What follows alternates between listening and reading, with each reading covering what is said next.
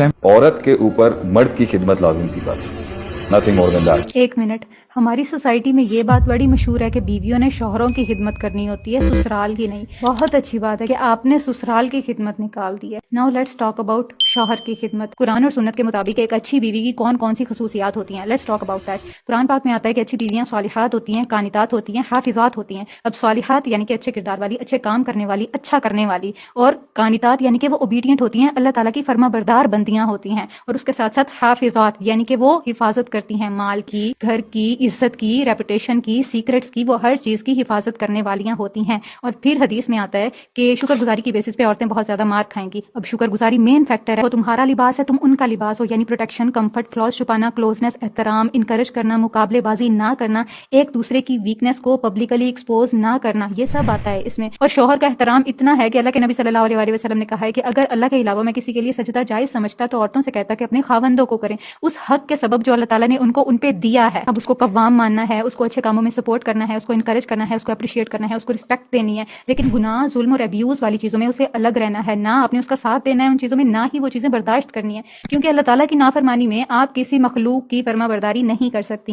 اب ان ساری چیزوں میں یہ کہاں آتا ہے کہ ایک بیوی نے اپنے شوہر کی ویسے خدمت کرنی ہوتی ہے جیسے ہماری سوسائٹی ڈیمانڈ کر رہی ہے کہ ایک بیوی شوہر کو کھانا دیتی ہے، شوہر کھانا کھاتا ہے، اٹھ کے چلا جاتا ہے، اور بیوی اس کے برتن اٹھاتی ہے، دھوتی ہے، سارے اس کے کام کرتی ہے، اس کے کپڑے بھی دھوتی ہے، ایچ اینڈ ایوری تھنگ وہ اس کے لیے کرتی ہے، لٹرلی جیسے وہ اپنے 3 سال کے بچے کے لیے کر رہی ہے۔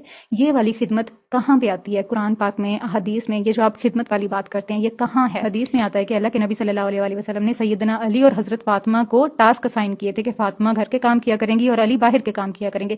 So it was a team work. ایسا نہیں تھا کہ ایک جینڈر دوسرے جینڈر کی خدمت کر رہا ہے، اس طریقے کا کوئی سین نہیں تھا۔ ہاں یہ تھا کہ ٹیم ورک ہے، چورس جو ہوں گے وہ تم لوگوں نے مل کے کرنے ہیں۔ اگر ایک شوہر یو پی ایس ٹھیک کر رہا ہے اور بیوی ٹارچ پکڑ کے کھڑی ہے، اور بیوی برتن دھو رہی ہے اور شوہر ان کو سیٹ کر کے رکھ رہا ہے، اور بیوی کھانا ڈال رہی ہے برتنوں میں اور شوہر ان کو ٹیبل پہ لگا رہا ہے نا، دیٹس اے ٹیم ورک۔ ایسا نہیں ہے کہ ایک بندہ بالکل آرام سکون سے بیٹھا ہوا ہے اور دوسرے نے اس کی خدمت کرنی ہے بالکل ویسے جیسے وہ اپنے چھوٹے چھوٹے بچوں کی کرتی ہے۔ اس طریقے کی خدمت آپ اسلام کا نام لے کے نہیں ڈیمانڈ کر سکتے، یہ اسلام میں نہیں ہے۔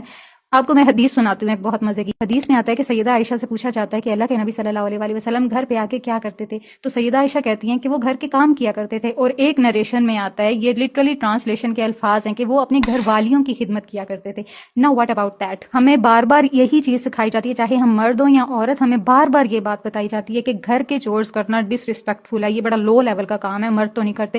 سو عورتیں بھی وہی چیز دیکھ کے بڑی ہوتی ہیں اور مرد بھی وہی چیز دیکھ کے بڑے ہوتے ہیں، اور آپ کا چورز کو برا سمجھنا بنتا ہی نہیں تھا، چاہے آپ کوئی بھی جینڈر سے تعلق رکھتی ہیں، آپ مرد ہیں یا عورت، آپ نے گھر کے کام کرنے تھے، آپ نے ٹیم ورک کرنا تھا۔ ایسا نہیں کہ ایک بندے کے اوپر آپ نے سارا اپنا کام لاد دیا ہے۔ Now these are